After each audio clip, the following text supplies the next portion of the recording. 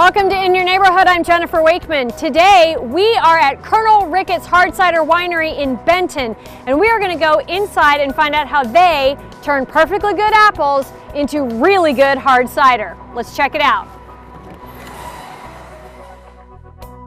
I was greeted by Rob Antonitis, who, along with his father Bob, started Colonel Ricketts Hard Cider Winery. All right, Rob, so your family has been making hard cider for quite a while, correct? That's right. And how long have you been in this location? We've been here since September of 2009. We got our winery license after a year-long process of filling barrels and going through the approval process. And since then, we have also opened a tasting room on the other side of Benton, and soon we'll be open in Lewisburg.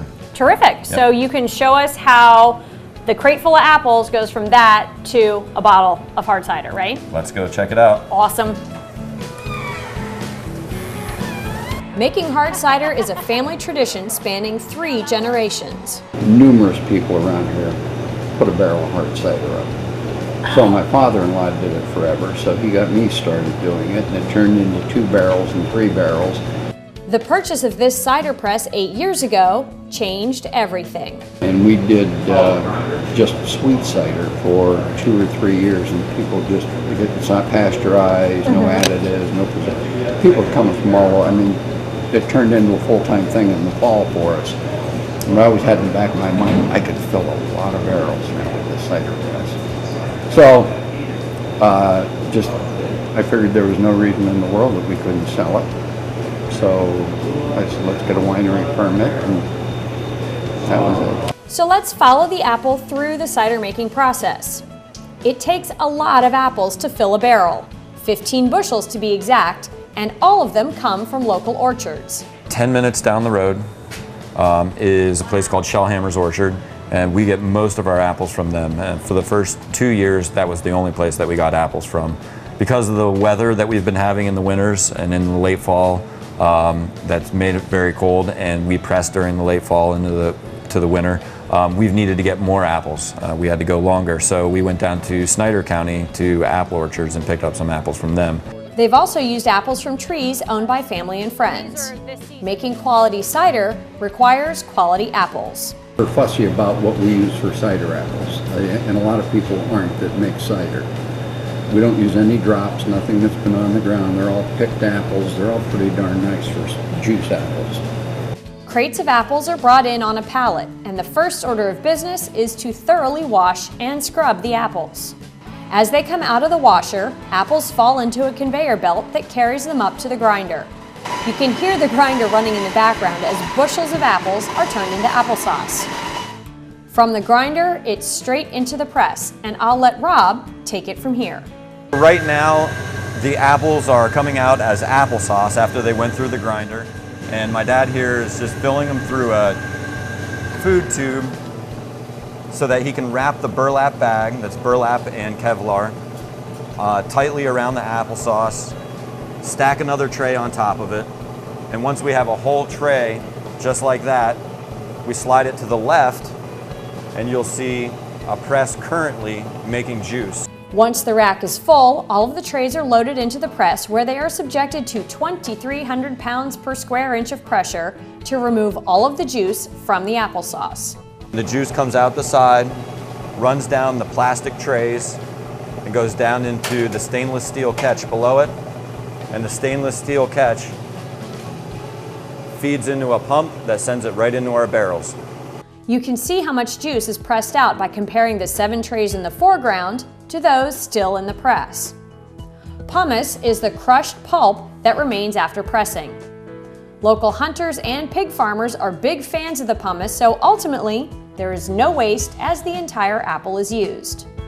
This is apple juice that Rob's dad scooped right out off the press, so that's what that looks like. And let me tell you, I bet it tastes completely different than what you get in the store. Let's find out. Yep, it tastes completely different. It tastes just like apples. There you go, apple juice. Soon to be hard cider. Well, not exactly soon. It takes a year or more before the cider meets the Antonitis family's standard of drinkability. More on that in just a bit. Hard cider can be made in just about any type of container, glass, plastic, stainless steel, or even wine barrels. At Colonel Ricketts, they do things a little differently. Tell me a little bit about the barrels. These came from Jack Daniels. These are all Jack Daniels barrels. And they had whiskey in them already, which is great. Jack Daniels only uses their barrel one time. They can use it anywhere from 4 to 10 years to allow their whiskey to get that brown color and that sugary taste that makes Jack Daniels not a Scotch or a whiskey. They're their own thing. So when they're done with their barrel, they have to get rid of it. They sell a lot overseas to Europe, but they also sell them right out of the back of their warehouse, and we buy them right out of the back of the warehouse. We usually go down there in fall, pick up 30 or 40 barrels at a time, bring them up here, rinse them out, and then we can fill them with apple juice because they're ready to go.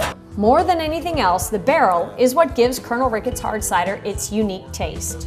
Over the years, the family experimented with different kinds of barrels. According to Rob, bourbons make a more mellow cider, but it gets orange tasting, and wine barrels confuse the flavor.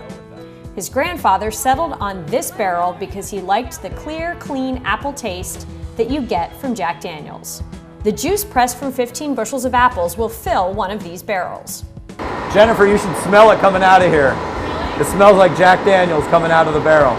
Even when the recipe is the same, the cider from 2 barrels can come out with variations in the flavor. We can put the exact same mix in 2 different barrels, and you're going to get a satin gold, or you're going to get they're never exactly the same. And that all comes back to the barrel. When we visited in early March, Colonel Ricketts was on its final press of the season. In Pennsylvania, you can start the process of making apple cider in almost late July and certainly August, because there are early apples in this zone that we're in the Zone 5 area. However, we do not start until the end of October. That gives the apples a chance to lose some of the wateriness that's in them and gain more of the sugariness. It's better for making apple cider when you're just selling it as juice, which we do, and for when you're fermenting it and turning it into wine, which you need that sugar for the alcohol to create. Okay, so this is kind of fall winter, is the actually getting it into the barrels. That's right. Once the barrel is full of juice, it's time to let nature take its course. You pump into there, you put the handy dandy little, what's that thing called? Airlock. Put an airlock on it, and then what happens? How long is it going to sit there? And then we do nothing. It sits there. What a great job. Yeah, it's really hard at that point of the process. Right. For 3 months, this will work on its own. We won't touch it. We won't do anything with it. It'll just ferment in this barrel. The bubbles coming out of the top will be rapid, blub, blub, blub, blub, blub, that quickly until the end of the 3 months. It'll be 1 bubble every minute or 2 minutes, so you know it's about to finish at that point. We make sure that we put stuff at a right temperature, because during fermentation, the temperature that it's going to ferment at is going to determine your alcohol content. And it's also, for us, going to determine how much of a whiskey taste it has going in and out of the wood in the whiskey barrel. Okay. So our drier ones are usually on the top section, and our sweeter ones are usually down by the ground. And that's because it's warmer up here and cooler down there. You got it. The airlock on top of the barrel allows them to keep an eye on the rate of fermentation and allows the carbon dioxide created by the process to escape. But it also has another very important job. You cannot let new air in there. It has to only be the old air, otherwise the yeast can go bad. Oh, okay. You end up with pond water on the inside of your barrel.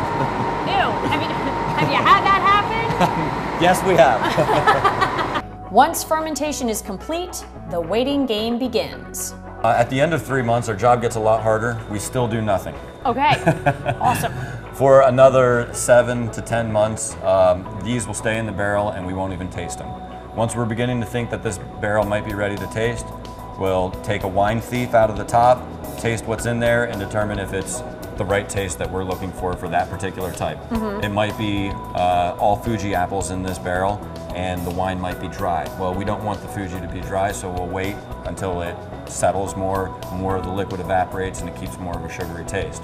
Or vice versa, it might be too sugary and we want it to sit longer, or oakiness, that varies too. So it's the waiting process and the tasting process after your storage period is up. So everything stays in the barrel for 1 year, untouched, Then after that, it's a tasting process to determine when we're going to use it. Just ahead, it's time to try Colonel Ricketts Hard Cider. Stay with us.